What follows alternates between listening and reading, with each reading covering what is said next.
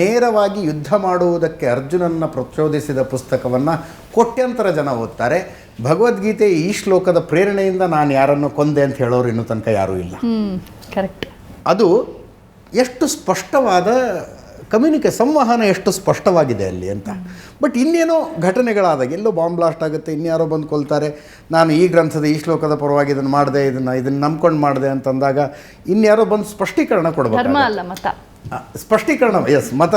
ಸ್ಪಷ್ಟೀಕರಣ ಕೊಡಬೇಕಾಗತ್ತೆ. ಇಲ್ಲ ಅದರ ಅರ್ಥ ಹಂಗಲ್ಲ, ಅದನ್ನು ಆ ಕಾಂಟೆಕ್ಸ್ನಲ್ಲಿ ನೋಡಬಾರ್ದು, ಈ ಕಾಂಟೆಕ್ಸ್ನಲ್ಲಿ ನೋಡಬಾರ್ದು ಅನ್ನುವ ಸ್ಪಷ್ಟೀಕರಣ. ಅಂದರೆ ಅದನ್ನು ಹೇಳಿದ ದೇವರು ಬಂದು ನನ್ನ ಹೇಳಿಕೆಯನ್ನು ತಿರುಚಲಾಗಿದೆ ಅಂತ ಹೇಳೋ ಆಪ್ಷನ್ನೇ ಇಲ್ಲ. ಈಗ ಹೇಳಿಕೆಯನ್ನು ತಿರುಚಲಾಗಿದೆ ಅಂತ.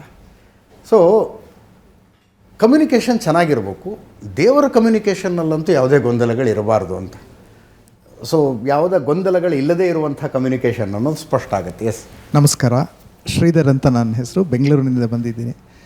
ಈ ಪ್ರತಿಯೊಬ್ಬ ಮನುಷ್ಯನು ತಾನು ಸುಖವಾಗಿರಬೇಕು ಅಂತ ಎಷ್ಟೆಲ್ಲ ಪರಿಶ್ರಮ ಮಾಡ್ತಾ ಇರೋದು ತಾನು ಇರಬೇಕು ಅಂತ.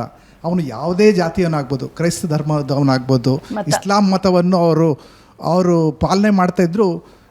ಬರೀ ಹಿಂದೂಗಳು ಸನಾತನ ಧರ್ಮದವರು ಮಾತ್ರವಲ್ಲ, ಇತರ ಮತದವರು ಕೂಡ ಸುಖವಾಗಿರಬೇಕು ಅಂತ ಅವರು ಪ್ರಯತ್ನ ಪಡ್ತಾ ಇರ್ತಾರೆ, ಮನುಷ್ಯನಾಗಿ ಮಾಡ್ತಿರ್ತಾರೆ. ಇಂಥದ್ರಲ್ಲಿ ನಾವು ಬೆಳೆಯುವ ಸಿರಿ ಮೊಳಕೆಯಲ್ಲಿ ಅಂತ ಚಿಕ್ಕ ಮಕ್ಕಳಿಗೆ ಜೀವನದ ಮೌಲ್ಯಗಳನ್ನು ಕಲಿಸದೆ ಅವರನ್ನು ಈ ಒಂದು ಕಾಮಾಲೆ ದೃಷ್ಟಿಯಿಂದ ಮೆಕಾಲೆ ಅವರು ಯಾವೊಂದು ಅಪಪ್ರಚಾರ ಮಾಡಿದಾರೋ ಅದರಿಂದ ನಮ್ಮ ಮಕ್ಕಳಿಗೆ ಒಂದು ಜೀವನದ ಮೌಲ್ಯಗಳನ್ನು ತಿಳಿಸಿಕೊಳ್ಳದೆ ಮತ್ತು ಜೀವನದಲ್ಲಿ ಬರುವಂತಹ ದ್ವಂದ್ವಗಳನ್ನು, ಏರುಪೇರುಗಳನ್ನು, ಕಷ್ಟಗಳನ್ನು ಹೇಗೆ ತನ್ನ ಮನಸ್ಸನ್ನು ನಿಗ್ರಹಿಸಬೇಕು ಅಂತ ತಿಳಿಸಿಕೊಡದೆ ನಾವು ಒಂದು ಮೂರ್ಖ ಸಂತತಿಯನ್ನು ಬೆಳೆಸುವ ಪ್ರಯತ್ನವನ್ನು ಮಾಡ್ತಾ ಇದ್ದೇವಾ? ಇದು ಬ್ರಿಟಿಷ್ ಅವರ ಒಂದು ನಿಯೋಜನೆ ಹೀಗೆ ಇತ್ತು. ಭಾರತೀಯರನ್ನು ಗುಲಾಮರನ್ನಾಗಿ ಇರಿಸಬೇಕು ಅಂದರೆ ಸತತವಾಗಿ ಅವರಲ್ಲಿ ಚಿಂತನ ಶಕ್ತಿ ಬೆಳೆಯದೇ ಇರಲಿ ಅನ್ನೋದಕ್ಕೋಸ್ಕರ ಈ ರೀತಿಯಾದ ಒಂದು ಕುಹನ ವ್ಯವಸ್ಥೆಯನ್ನು ಅವರು ಸ್ಥಾಪಿಸಿದರು. ಈಗ ನಮ್ಮ ರಾಜಕಾರಣಿಗಳು ಮತ್ತು ನಾಯಕರುಗಳು ಇಂತಹ ಒಂದು ಷಡ್ಯಂತ್ರಕ್ಕೆ ಒಳಗಾಗಿ ನಮ್ಮ ಬೆಳೆಯುವಂತಹ ಮಕ್ಕಳಿಗೆ ಈ ವ್ಯವಸ್ಥೆಯನ್ನು ಕೊಡದೆ ಅವ್ರಿಗೆ ಅನ್ಯಾಯ ಮಾಡ್ತಿದ್ದಾರೆ ಅಂತ ನಿಮ್ಗೆ ಅನಿಸೋದಿಲ್ವಾ?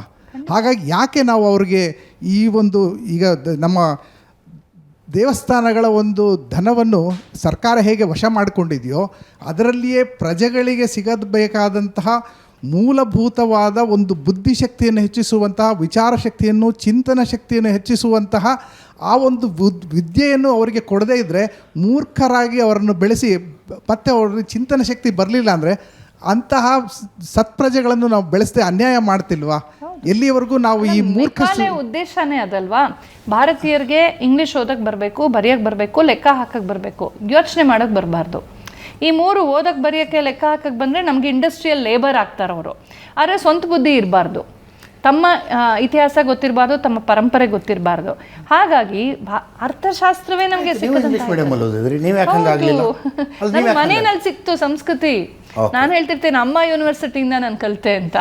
ನಮ್ಮ ಅಪ್ಪ ಅಮ್ಮ ಕಲಿಸಿದ್ರು, ನಾನು ತುಂಬ ಹೆಮ್ಮೆಯಿಂದ ಹೇಳ್ಕೊಳ್ತೀನಿ. ನಮ್ಮ ಅಪ್ಪ ಅಮ್ಮ ನನ್ನ ಸತ್ಸಂಗ ಕರ್ಕೊಂಡು ಹೋದರು, ಉಪನಿಷತ್ ಕ್ಲಾಸಸ್ ಕರ್ಕೊಂಡು ಹೋದರು, ನನಗೆ ಎಲ್ಲ ಥರ ಸಂಸ್ಕೃತ ಕಲಿಸಿದ್ರು, ಸಂಗೀತ ಕಲಿಸಿದ್ರು. ಮನೆಯಲ್ಲಿ ನನಗೆ ಒಳ್ಳೆ ಪರಿಸರವನ್ನು ಕೊಟ್ಟರು. ಎಷ್ಟು ಜನಕ್ಕೆ ಸಿಕ್ಕುತ್ತೆ? ನಾನು ಹಿಮಾಲಯ ನೋಡ್ಬೇಕು, ತೀರ್ಥಯಾತ್ರೆ ಮಾಡಬೇಕು ಅಂದರೆ 12 ವರ್ಷಗಳ ಕಾಲ ನಾವು 3 ಜನ ಸನ್ಯಾಸಿಗಳ ಥರ ಅಲ್ದಿದ್ದೀವಿ. ಆಶ್ರಮ ಶಾಸ್ತ್ರ ಕೇಳಬೇಕು, ಎಲ್ಲನೂ ಸಪೋರ್ಟ್ ಮಾಡಿದ್ರು. ಎಲ್ರಿಗೂ ಇರಲ್ಲ. ನಾನು ತಂದೆ ತಾಯಂದಿರುಗಳು ಅದು ಹೇಳ್ತೀನಿ, ಮಕ್ಕಳಿಗೆ ಒಳ್ಳೆ ಬಹಳ ಪ್ರಬಲವಾದ ಮೆಕಾಲೆ ಶಿಕ್ಷಣ ಪದ್ಧತಿ ಅಂತ ಏನು ಗೋಳಾಡ್ತಾ ಕೂತ್ಕೊಂಡ್ರೆ ಪ್ರಯೋಜನ ಇಲ್ಲ. ಒಂದು ಹಿ ಹ್ಯಾಸ್ ಎ ಪಾಯಿಂಟ್. ತಪ್ಪಿಸಿಕೊಳ್ಳುವುದಕ್ಕೂ ಮಾರ್ಗಗಳಿದಾವೆ. ಈಗ ಕುಟುಂಬ ಅದಕ್ಕೆ ಮಾರ್ಗ. ಮೂಲ ರೋಗ ಇರೋದಲ್ಲೇ ಮೆಕಾಲೆ ರೋಗ ಅಂತಲೇ ಅದನ್ನು ನಾವು ಕರಿಬೇಕು. ಆ ಮೆಕಾಲೆ ರೋಗದಲ್ಲಿ ಏನಾಗ್ಬಿಟ್ಟಿದೆ ಅಂದರೆ ನಮಗೆ ಯಾವುದು ನಮ್ಮ ಪರಿಚಯ ಆಗೋದಿಲ್ಲ. ನಮ್ಮ ಸ್ವಂತಿಕೆಯನ್ನು ಮರೆತು ನಾವು ಜೀವನ ಮಾಡ್ತಾ ಇದ್ದೀವಿ. ಅದು ನೋಡಿ, ನಮ್ಮ ಏನು ಬೇಡ, ಮ್ಯಾನೇಜ್ಮೆಂಟ್ ಕೋರ್ಸಸ್ ಇದೆ ಇವತ್ತು, MBA. Not a line of ಚಾಣಕ್ಯನ್ಗಿಂತ ಮ್ಯಾನೇಜ್ಮೆಂಟ್ ಗುರು ಬೇಕಾ ನಿಮಗೆ? ಅರ್ಥಶಾಸ್ತ್ರದ ಒಂದು ಚಾಪ್ಟರ್, ಒಂದು ಪ್ಯಾರಾ ಮಾಡ್ಸೋಕ್ಕಾಗಲ್ವಾ? ಮಾಡೋದಿಲ್ಲ. ಅಂದರೆ ಭಾರತೀಯವಾದ ಯಾವುದನ್ನು ಕೂಡ ಭಾರತೀಯರು ತಿಳ್ಕೊಳ್ಬಾರ್ದು. ಯಾಕೆಂದರೆ ಬೆನ್ನೆಟ್ಟಗಾಗತ್ತೆ, ಕಣ್ಣಲ್ಲಿ ಹೊಳಪು ಬರುತ್ತೆ, ಸ್ವಾಭಿಮಾನ ಅದು ಆಗಬಾರ್ದಲ್ಲ.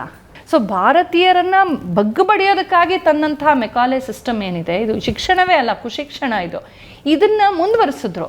ಅದನ್ನು ಇಟ್ಕೊಂಡು ನಾವು ಸಾಕಷ್ಟು ಡೈಲ್ಯೂಷನ್ ಆಗಿಬಿಟ್ಟಿದೆ ನಮ್ಮ ಮೈಂಡ್ಸೆಟ್ಟಲ್ಲಿ. ಒಂದೇ ಒಂದು ಉಪಾಯ ಅಂತಂದರೆ ಇದನ್ನು ಕಿತ್ತೊಗಿಬೇಕು. ಅದು ಆಗ್ತಾ ಇದೆ, ಆ ಯೂಟರ್ನ್ ಕಾಣಿಸ್ತಾ ಇದೆ ನನಗೆ. ಆದರೆ ಮತ್ತೆ ಆ ಗುರುಕುಲ ಪದ್ಧತಿ ಬಂದು ಎಲ್ಲ ಮಾಡೋಕ್ಕೆ ಸ್ವಲ್ಪ ಟೈಮ್ ತಗೊಳುತ್ತೆ.